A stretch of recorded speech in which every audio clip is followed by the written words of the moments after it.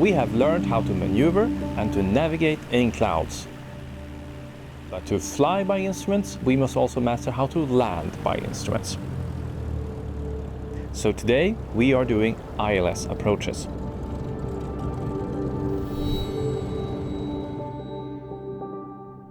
We will learn how to conduct an instrument approach. Many types of these approaches do exist, but the most traditional and the still most common in use is the ILS, the Instrument Landing System. Our lesson is divided into 3 parts. First, we will take a look at the ILS and its functionality, as well as the approach charts that give us all the necessary information about the procedure. After that, Jason will demonstrate how to fly the approach down through the clouds until you are visual with the runway. At the very end, we will take a look at the so-called Standard Terminal Arrival Routes, or STARS, and how we can use these to find the ILS approach as we fly into an airport.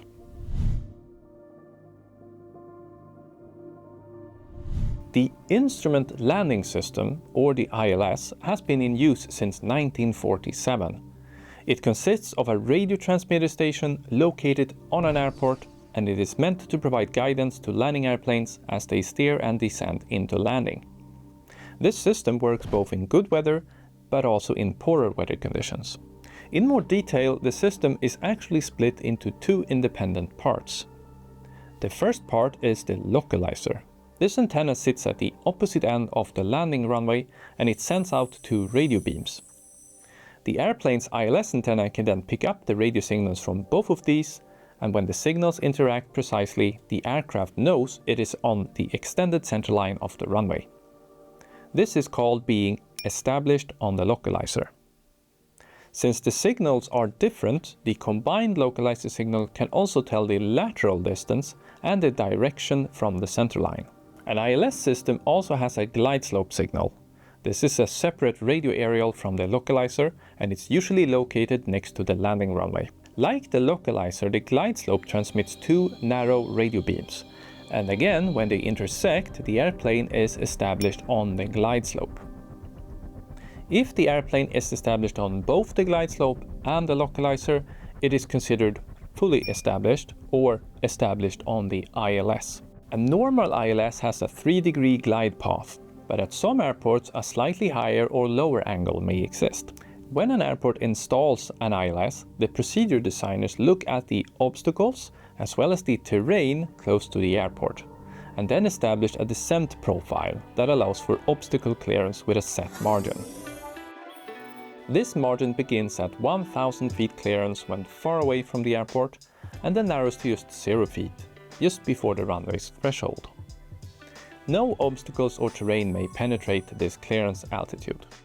Now that we know the ILS basics, let's jump back into the plane with Jason and take a look at how to fly the ILS in the Cessna 172.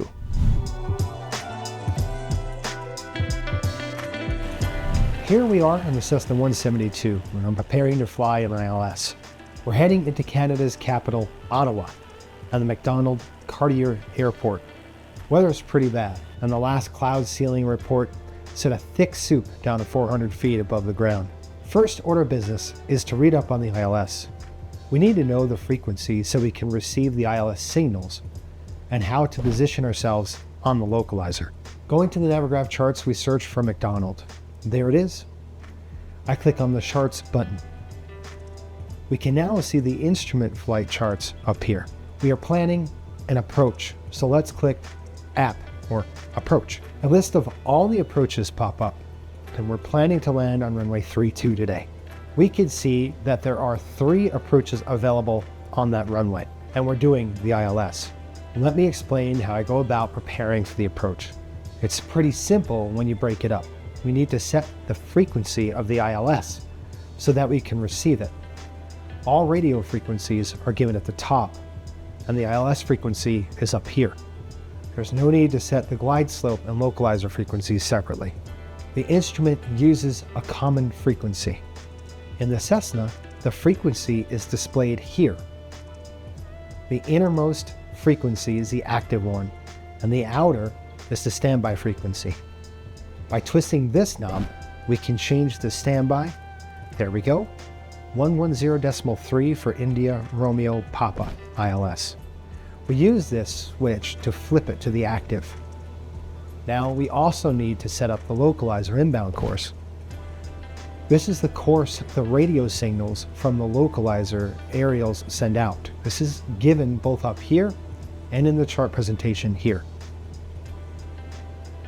To set this, we first need to get the localizer needle to show on our heading indicator. The localizer is shown on the CDI, the course deviation indicator. There's a soft key down here to switch between the different CDIs. We want it to be on the number 1 now, as we're using nav 1 to tune the ILS. To set the inbound course, we use the course knob. It's located with the barrel knob up here. I twist it until the CDI is on the inbound course. Be aware that sometimes the smart G1000 system may present the inbound course automatically when it detects the ILS too. Okay, all is set up. Now let us continue the preparations. Looking at the plate, we can self-position onto this approach via a point called Texan. We could also go via Watto or Volag, but since we're coming from the southeast, Texan will do fine. The best way to do this is to set up the ILS in the RNAV system as well. It's really simple. We click the procedure button first. It's right here. We then select approach from the list. We now have to type in the airport code for McDonald. It's given on the Jeppesen chart as Charlie, Yankee, Oscar, Whiskey. Then we scroll down to the approach and select ILS 32. Now we simply go down to the bottom. Since we want to go direct to Texan now, we can select Activate. We confirm this by clicking Enter again. Texan is now our target. But to actually go there, we need to switch the CDI needle to GPS. There we go. Don't worry though, the ILS localizer inbound course is still stored in the background for later use. Okay, we're tracking towards Texan and the approach is loaded into the system. Checking the plate again, let us see what will happen after passing it. Let's start with the horizontal view.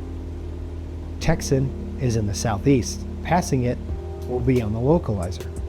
We can track along it, and soon we will see that the glide slope will come alive. We should pass point Modep, then Amat2, and then we'll arrive at the runway. Checking the vertical view, we have some information on how to intercept the glide slope.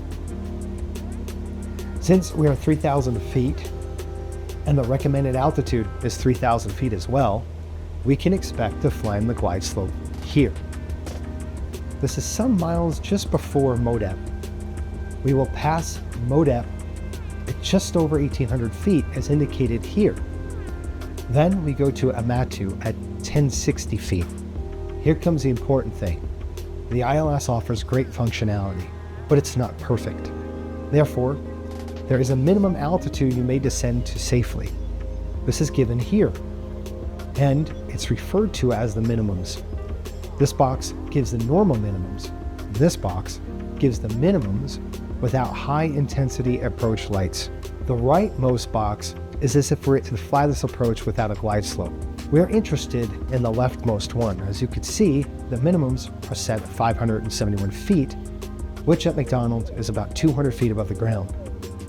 This is the minimum possible height for an ILS Category 1 approach.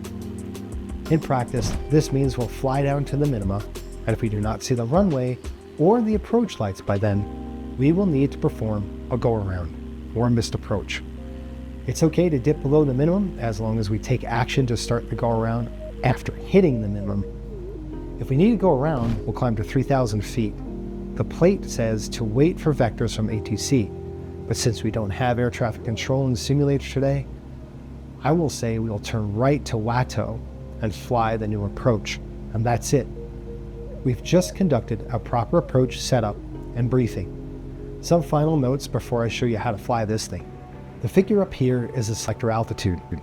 This is the minimum safe altitude within 25 nautical miles from a given point, which today is IOW, the ILS aerial, for the opposite runway. We therefore know we are safe at 3,000 feet close to the airport. The information box also can give some information that is relevant to our approach. Here we can see that we either need radar services from air traffic control or RNAV capability. As we've learned earlier in this course, the Cessna has RNAV, and that means we can self-position onto this approach. We are also given some supplementary information that is not really relevant to us today. Okay, let's pin this plate to the bottom of the app by clicking the pin here.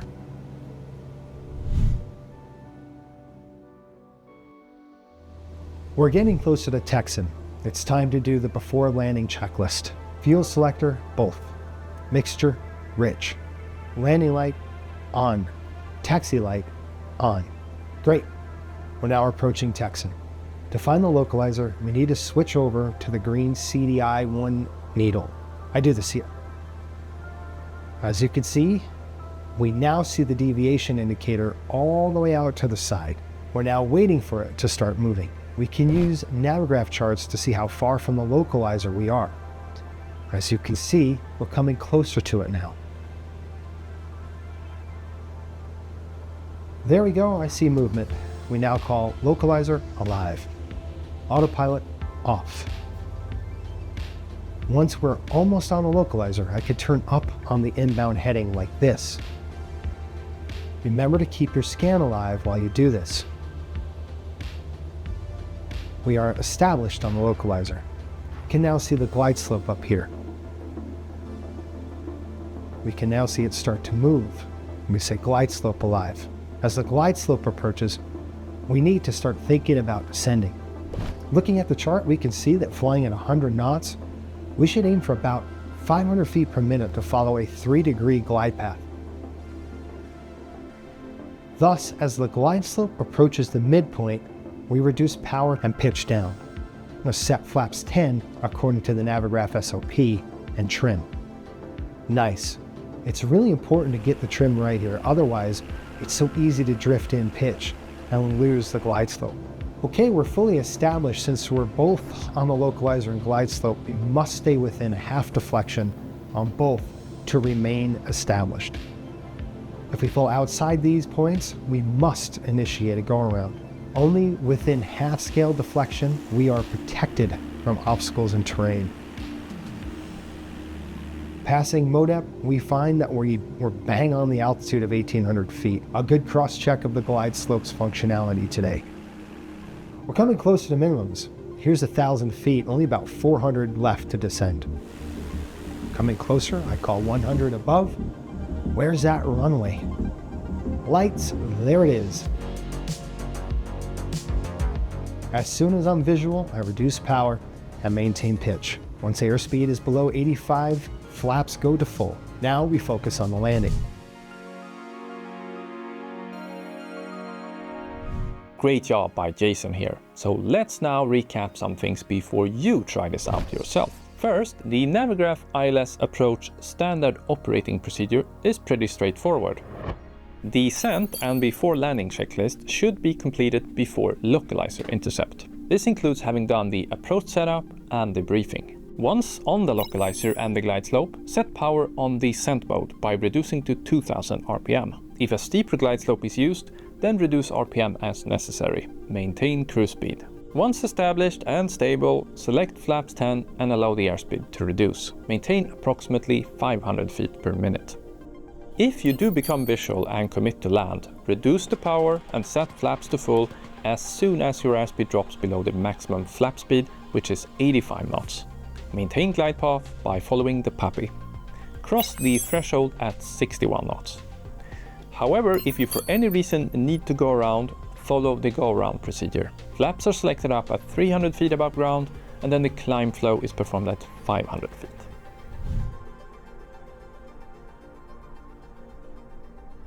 Flying on instruments, we must follow the go-around procedure as it is published on the chart.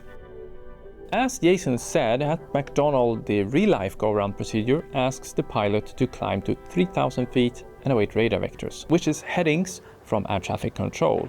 However, if you were to go around in the simulator, you'd want to go back to the ILS for another try on your own. To do this, simply climb 3,000 feet, then load a new approach. select Watteau as your transition, and then follow the route from Watteau to Texan, and you'll be back on the ILS again for another try. Note that this is also the published missed approach procedure for lost communications in real life as well.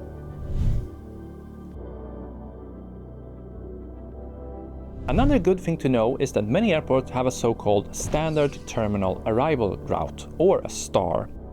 These stars are almost identical to the Standard Instrument Departures, or SIDs, that we've covered before, but they differ in that they provide guidance to arrival at the airport and not departures. At McDonald there are several stars available. Here is one as an example, and it's called Dean's 4. On Dean's 4 we can arrive via a longer optional star route from Bugsy or from the Watertown VOR beacon, but we can also go straight to Cyril. For runway 32, as indicated here, we pass Cyril at 8,000 feet and then we track 16 miles to Texan at or above 3,000 feet. At Texan we can transition onto the ILS seamlessly. If you'd plan a flight from another airport to McDonald, you could use Watertown, Bugsy, or Cyril as connecting points to arrive into Ottawa. You could also use it to find the ILS for landing. It does take some planning, but you can prepare all of this in Navigraph charts before you head out. However, you should also note that some airports do not accept these RNAV transitions. Here is an example of a star without a connecting point. At such airports, the air traffic control will provide steering directions, radar vectors, to intercept the ILS. But this is not always possible to simulate in the simulator, and you'd be better off finding a good star transition to use. We have now covered how to set up, brief and fly the ILS approach, as well as how to transition from the en route segment to the approach seamlessly. And remember, you can always access the Academy resources right over on our Academy training website. There you will find our checklist, our standard operating procedures, and a lot more available to download. And of course, it's always free. Also, this session will evaluate how well you intercept and maintain the Localizer and the Glideslope when you're on the ILS. And after your flight, you will be able to see detailed analysis of the approach performance. Once you have passed all your instrument flying lessons, you will have passed the course. Please let us know if you have any ideas for future courses in the comments below. We are always working on something exciting and new. See you up there.